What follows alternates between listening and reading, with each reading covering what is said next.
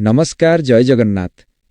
थमकी जातु यह साधारण राशिफल नुहे आपण बिछा राशि तो ताहले एही मेसेज केवल आपणक पई आज एक एमिति संकेत आसीपारे जहाँ आपणक भाग्य को पूरा परिवर्तन करदेव किंतु एक भूल निष्पत्ति सबुकिछि नष्ट मध्य करिपारे।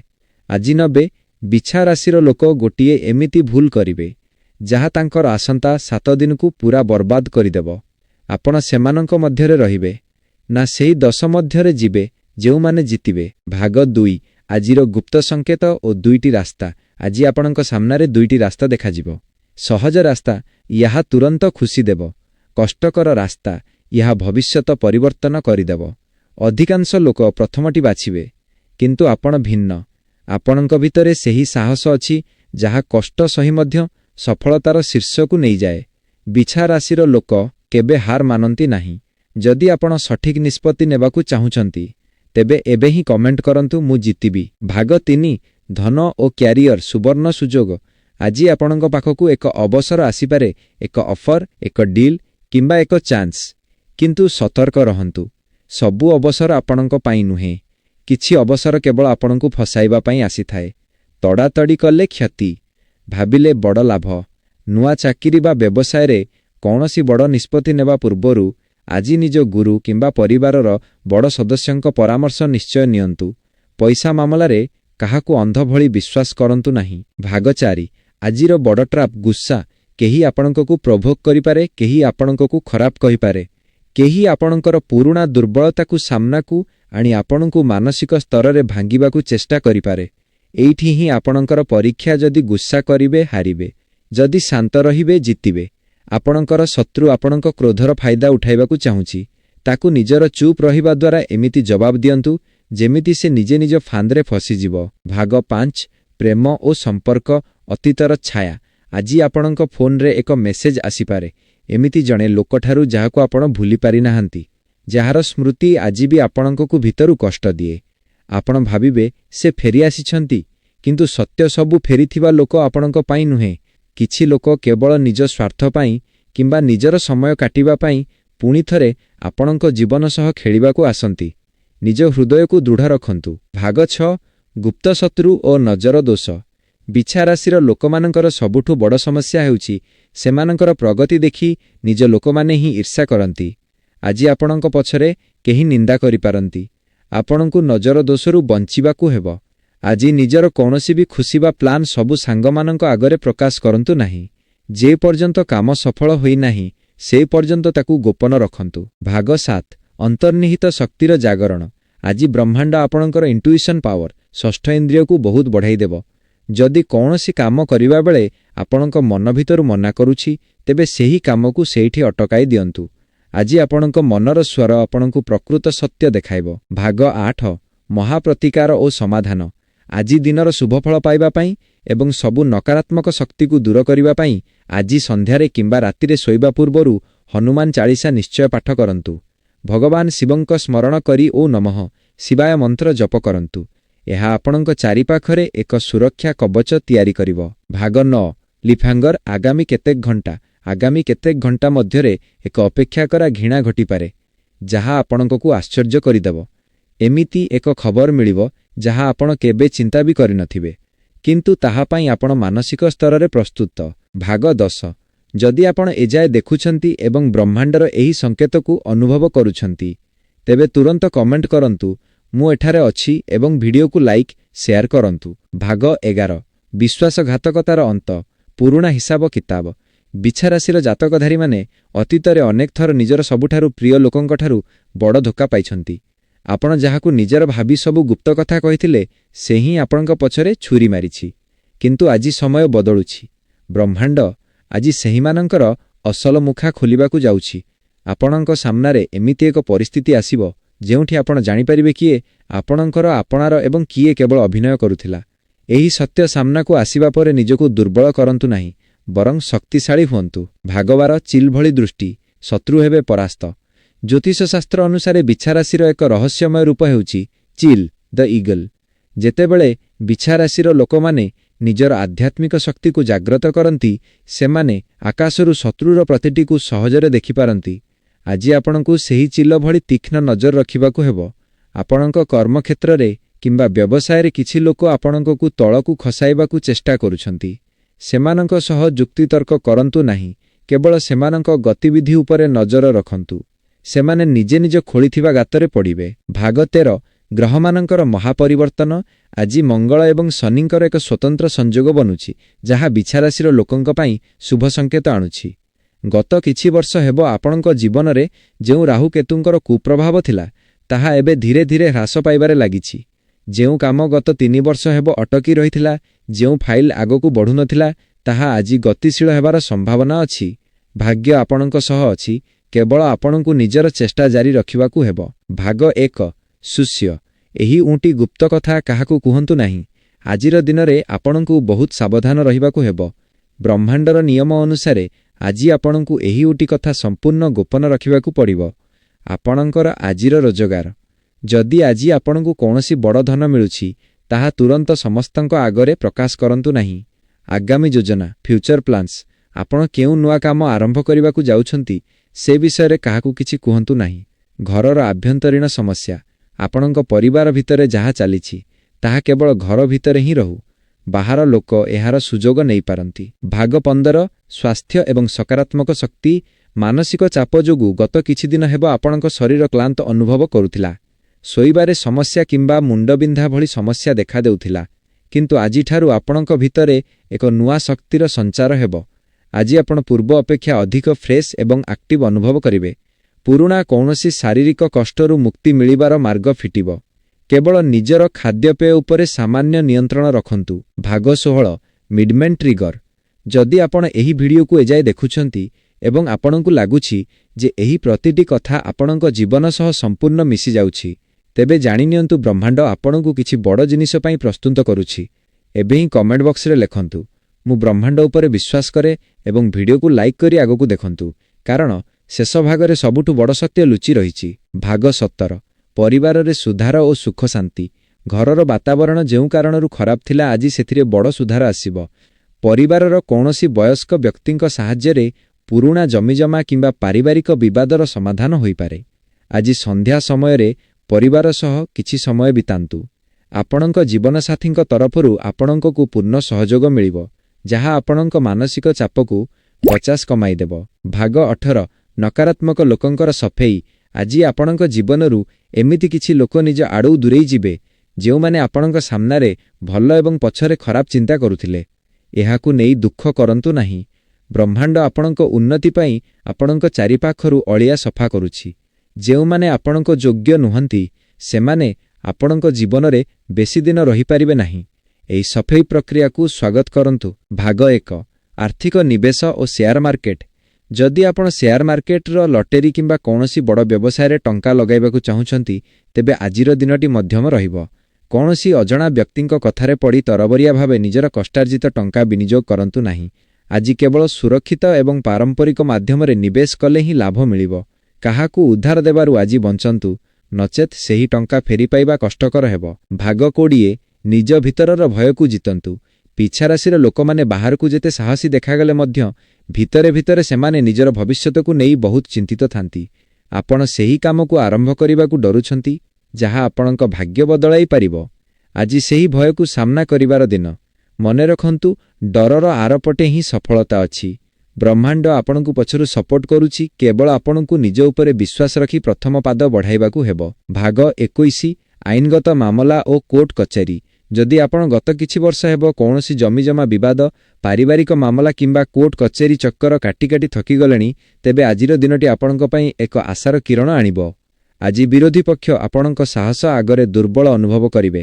କୌଣସି ସରକାରୀ ଅଧିକାରୀ କିମ୍ବା ଜଣେ ଅଭିଜ୍ଞ ବ୍ୟକ୍ତିଙ୍କ ସାହାଯ୍ୟରେ ମାମଲା ଆପଣଙ୍କ ସପକ୍ଷକୁ ଆସିବାର ସଂକେତ ମିଳିବ। କେବଳ ନିଜର କାଗଜପତ୍ର ସଠିକ୍ ରଖନ୍ତୁ ଏବଂ କାହା ଆଗରେ ମୁଣ୍ଡ ନୁଆନ୍ତୁ ନାହିଁ। ଭାଗ 22 ବ୍ୟବସାୟୀଙ୍କ ପାଇଁ ମହାଲାଭର ଯୋଗ। ବିଛାରାଶିର ଯେଉଁ ଲୋକମାନେ ନିଜସ୍ୱ ବ୍ୟବସାୟ କରୁଛନ୍ତି, ସେମାନଙ୍କ ପାଇଁ ଆଜିର ଦିନଟି ଏକ ବଡ଼ ଟର୍ଣ୍ଣିଂ ପଏଣ୍ଟ ସାବ୍ୟସ୍ତ ହୋଇପାରେ। ପୁରୁଣା କ୍ଷତିର ଭରଣା କରିବା ପାଇଁ ଏକ ନୂଆ ମାର୍ଗ ମିଳିବ। ଯଦି ଆପଣ ନିଜ ବ୍ୟବସାୟକୁ ବଢ଼ାଇବାକୁ ଚାହୁଁଛନ୍ତି କିମ୍ବା କୌଣସି ନୂଆ ଡିଲ୍ ସାଇନ୍ କରିବାକୁ ଚାହୁଁଛନ୍ତି, ତେବେ ଦିନର ଦ୍ୱିତୀୟ ଭାଗ ସବୁଠାରୁ ଶୁଭ। କିନ୍ତୁ ମନେ ରଖନ୍ତୁ, କୌଣସି କାଗଜପତ୍ର ନ ପଢ଼ି ସାଇନ୍ କରିବେ ନାହିଁ। ସଜାଗ ରହିଲେ ଆଜି ବଡ଼ ଅଫର ଆପଣଙ୍କ ହାତକୁ ଆସିବ। ଭାଗ 23 ଯାନବାହନ ଚଳାଚଳରେ ସତର୍କତା। ଆଜି ବ୍ରହ୍ମାଣ୍ଡ ଆପଣଙ୍କୁ ଏକ ବିଶେଷ ସତର୍କ ସଂକେତ ଦେଉଛି। ଆଜି ଗ୍ରହମାନଙ୍କର ସ୍ଥିତି ଯୋଗୁଁ ଆପଣଙ୍କ ମନ ସାମାନ୍ୟ ଭ୍ରମିତ କିମ୍ବା ଅନ୍ୟମନସ୍କ ରହିପାରେ। ତେଣୁ ଆଜି ଗାଡ଼ି ଚଲାଇବା ସମୟରେ ପୂରା ସତର୍କ ରୁହନ୍ତୁ। ବିଶେଷ କରି ମୋବାଇଲ ଫୋନ୍ ବ୍ୟବହାର କରି ଗାଡ଼ି ଚଲାନ୍ତୁ ନାହିଁ। ତରବରିଆ ହୋଇ କାହାକୁ ଓଭରଟେକ୍ କରିବାକୁ ଚେଷ୍ଟା କରନ୍ତୁ ନାହିଁ। ଆପଣଙ୍କର ସୁରକ୍ଷା ହିଁ ଆପଣଙ୍କ ପରିବାରର ଖୁସି। ଭାଗ 24 ସୁବର୍ଣ୍ଣ ରଙ୍ଗର ଗୁପ୍ତଶକ୍ତି। ଆଜି ଆପଣଙ୍କ ରାଶିର ସ୍ୱାମୀ ମଙ୍ଗଳଙ୍କୁ ପ୍ରସନ୍ନ କରିବା ପାଇଁ ଏବଂ ଦିନକୁ ନିଜ ସପକ୍ଷରେ ଆଣିବା ପାଇଁ ଏକ ସହଜ ଉପାୟ କରନ୍ତୁ।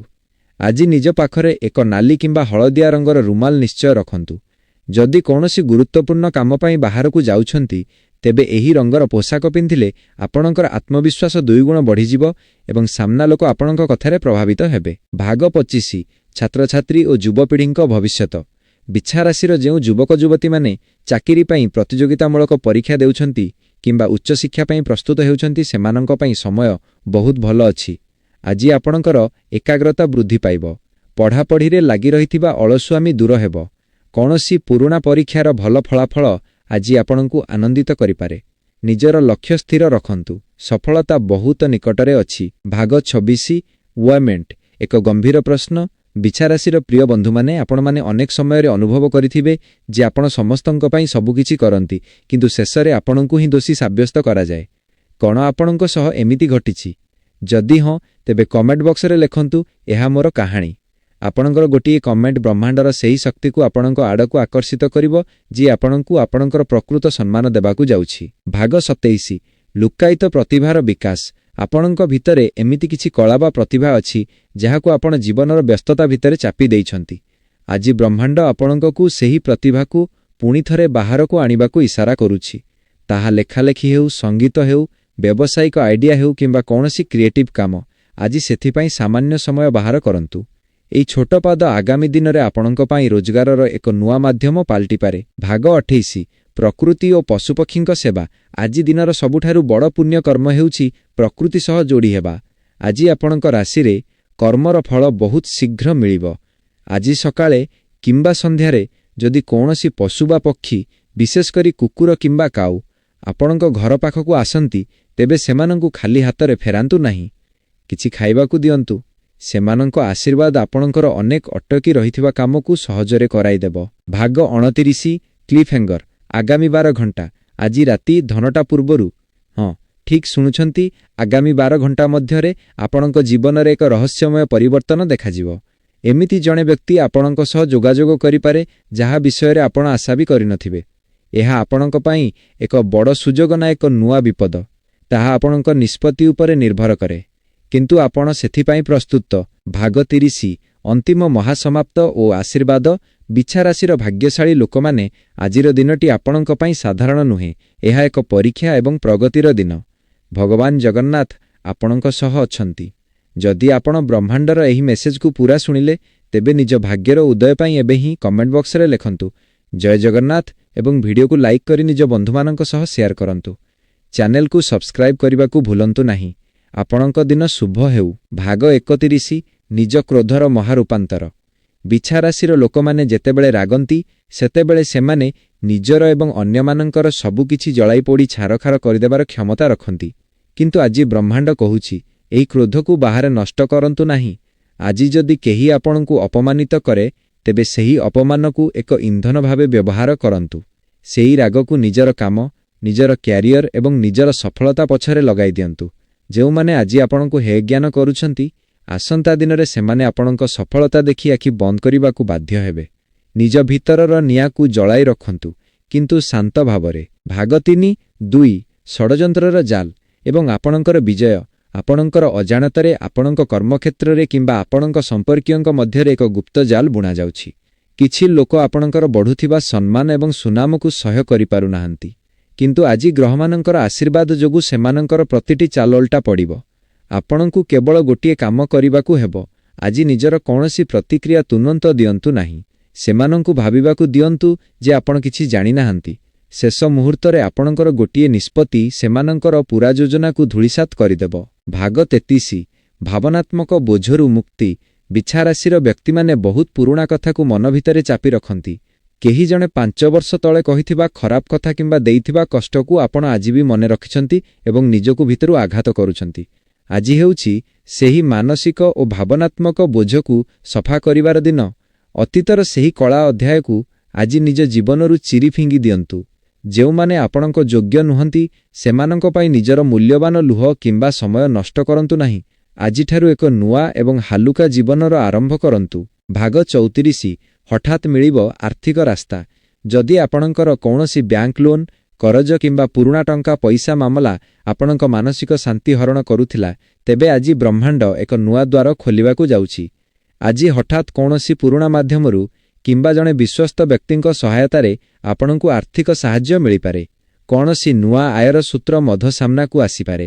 ଆସୁଥିବା ସୁଯୋଗକୁ ଛୋଟ ନ ଭାବି ଆଦରି ନିଅନ୍ତୁ, କାରଣ ଏହା ହିଁ ଆପଣଙ୍କୁ ବଡ଼ ସଙ୍କଟରୁ ରକ୍ଷା କରିବ। ଭାଗ 35 ମିଡମେଣ୍ଟ ଏକ ବଡ଼ ସ୍ୱୀକାରୋକ୍ତି।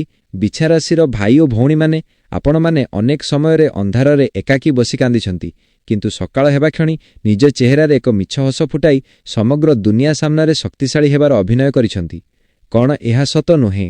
ଯଦି ଆପଣ ମଧ୍ୟ ଏହି ମାନସିକ ପରିସ୍ଥିତି ଦେଇ ଗତି କରିଛନ୍ତି, ତେବେ ଏବେ ହିଁ କମେଣ୍ଟ ବକ୍ସରେ ଲେଖନ୍ତୁ, ମୁଁ ଶକ୍ତିଶାଳୀ।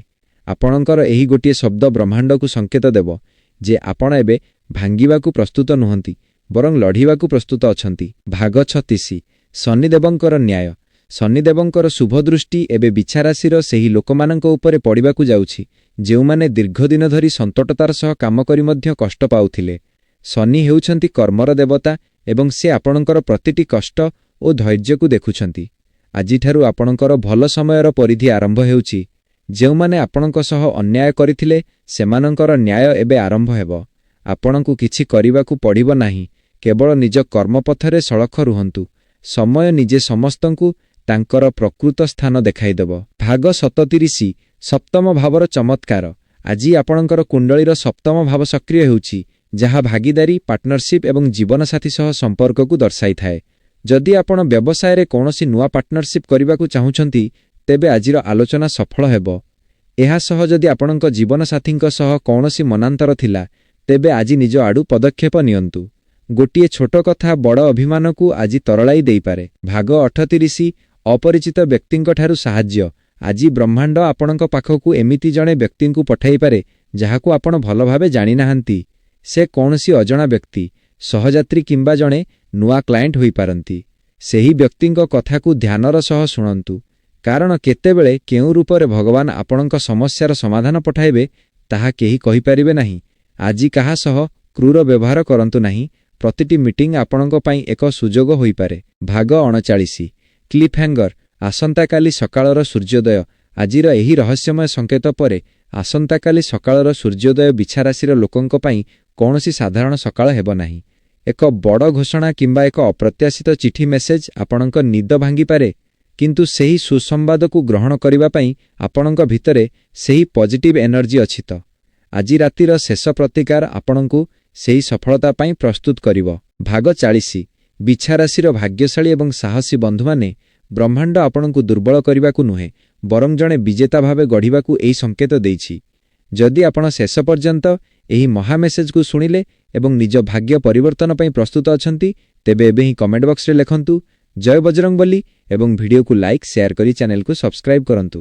ଆପଣଙ୍କର ସବୁ ସ୍ୱପ୍ନ ପୂରଣ ହେଉ। ଜୟ ଜଗନ୍ନାଥ। ବିଛା ରାଶିର ପ୍ରିୟ ବନ୍ଧୁମାନେ, ଆଜିର ଏହି ରହସ୍ୟମୟ ଯାତ୍ରା ଏବଂ ବ୍ରହ୍ମାଣ୍ଡର ଏହି ମହାସଂକେତ ଏଇଠି ଶେଷ ହେଉଛି। କିନ୍ତୁ ମନେ ରଖନ୍ତୁ, ଏହା କେବଳ ଏକ ସୂଚନା ନୁହେଁ, ଏହା ଆପଣଙ୍କ ଜୀବନର ଏକ ନୂଆ ଅଧ୍ୟାୟର ଆରମ୍ଭ। ଗ୍ରହମାନଙ୍କର ଚଳନ ଆପଣଙ୍କ ସପକ୍ଷରେ ଅଛି ଏବଂ ସମୟ ଆପଣଙ୍କୁ ବିଜେତା କରିବାକୁ ପୁରା ପ୍ରସ୍ତୁତ। ଆଜି ରାତିରେ ଯେତେବେଳେ ଆପଣ ଶୋଇବାକୁ ଯିବେ, ସବୁ ଚିନ୍ତା ବ୍ରହ୍ମାଣ୍ଡ ଉପରେ ଛାଡ଼ି ଦିଅନ୍ତୁ। ଆପଣଙ୍କ ସହ ଯାହା ବି ଖରାପ ହୋଇଛି ତାର ଶେଷ ସମୟ ଆସିଯାଇଛି। ଯଦି ଆପଣ ଏହି ଭିଡ଼ିଓକୁ ଶେଷ ପର୍ଯ୍ୟନ୍ତ ଦେଖିଛନ୍ତି, ତେବେ ଜାଣିନିଅନ୍ତୁ ଆପଣ ସେହି ଭାଗ୍ୟଶାଳୀ 10 ଲୋକଙ୍କ ମଧ୍ୟରେ ଅଛନ୍ତି ଯେଉଁମାନେ ଆଗକୁ ବଢ଼ିବାକୁ ଯାଉଛନ୍ତି। ତୁରନ୍ତ କମେଣ୍ଟ ବକ୍ସରେ ନିଜର ଶେଷ ସଂକଳ୍ପ ସ୍ୱରୂପ ଲେଖନ୍ତୁ ଜୟ ଜଗନ୍ନାଥ। ଭିଡ଼ିଓଟିକୁ ଲାଇକ୍ କରନ୍ତୁ, ନିଜ ପ୍ରିୟଜନଙ୍କ ସହ ସେୟାର କରନ୍ତୁ ଏବଂ ଆଗକୁ ଏମିତି ରହସ୍ୟମୟ ସତ୍ୟ ଜାଣିବା ପାଇଁ ଚ୍ୟାନେଲକୁ ଏବେ ହିଁ ସବସ୍କ୍ରାଇବ୍ କରନ୍ତୁ। ଭଗବାନ ଜଗନ୍ନାଥ ଆପଣଙ୍କର ମଙ୍ଗଳ କରନ୍ତୁ। ଆପଣଙ୍କ ଦିନ ଶୁଭ ହେଉ। ଧନ୍ୟବାଦ। जदि यही वीडियो आपनको मन को छुईथिला तेबे लाइक करंतु एवं आस्ट्रोभाग्य चैनल को सब्सक्राइब करंतु।